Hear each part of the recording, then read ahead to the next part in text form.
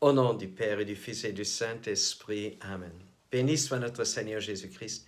Béni soit la Vierge Marie, la maman de Jésus, notre chère maman. Aujourd'hui, nous lisons le récit de la vocation de Samuel, qui sera plutôt le prophète de Dieu. Alors, les récits de vocation sont toujours très intéressants et souvent, on me pose la question, mais comment toi, tu as reçu cette vocation? Alors, moi, je dois dire qu'il y a eu des gens qui m'ont dit, quelques gens qui m'ont dit, mais tu seras peut-être un bon prêtre. D'autres m'ont dit, tu seras un bon père. Mais ceux qui étaient très proches de moi, de ma famille, de ceux qui étaient déjà religieuses, les prêtres enseignants de religion m'ont jamais influencé, ne m'ont jamais manipulé dans quelque sens possible.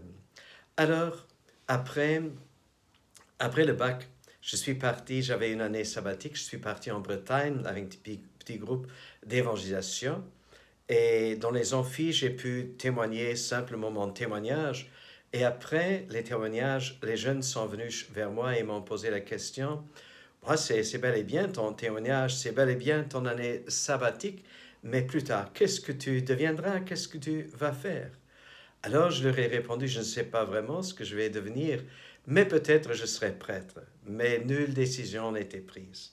Le soir venu, on était dans une chapelle toute simple, et puis me remontait cette question des jeunes, et je me suis posé la question, mais moi je voudrais savoir vraiment ce que je vais devenir après cette année sabbatique.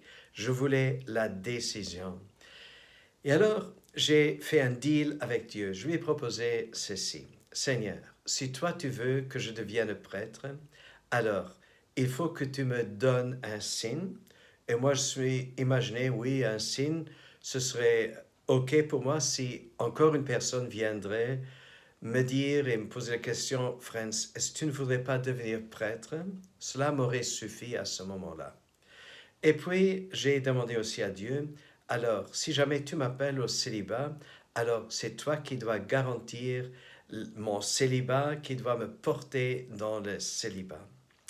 Alors, voilà, et j'étais là, les yeux fermés, et tout à coup, j'ai vu comme derrière mes yeux une référence biblique, 1 Samuel, le livre de Samuel, 3e chapitre, verset 5. Alors je me suis dit, c'est quoi ça? J'ai jamais eu cela auparavant. Je restais là et cette référence restait devant mes yeux. Et puis j'ai regardé, j'ai ouvert ma Bible et j'ai lu, me voici Seigneur, tu m'as appelé. Alors en ce moment même, il n'y avait pas une grande joie, il n'y avait pas une tristesse, mais il y avait un grand sentiment de réalité, une évidence. C'était vraiment très, très fort. Alors, ceux qui m'accompagnaient, quand je leur ai dit, ils étaient dans une grande joie. Mais moi, ce n'était pas une grande joie, ce n'était pas une tristesse, mais c'était une grande réalité très, très forte.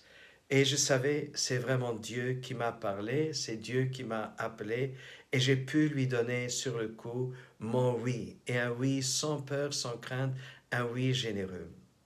Voilà comment Dieu m'a appelé. Je suis très content qu'il m'ait appelé d'une façon si personnelle et que personne n'a pu manipuler dans ma vie et que ce soit vraiment une décision entre Dieu et moi personnellement.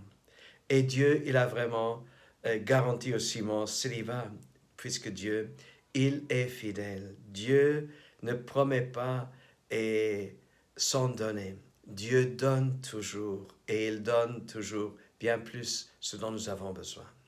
Alors aujourd'hui, je voudrais vous donner la bénédiction sacerdotale pour chacun individuellement dans sa vocation, que Dieu t'appelle au sacerdoce, à la vocation religieuse, qu'il t'appelle au mariage, être époux, épouse, papa, maman, que Dieu puisse vraiment te combler, te bénir de tous ses bienfaits. Au nom du Père et du Fils et du Saint-Esprit. Amen.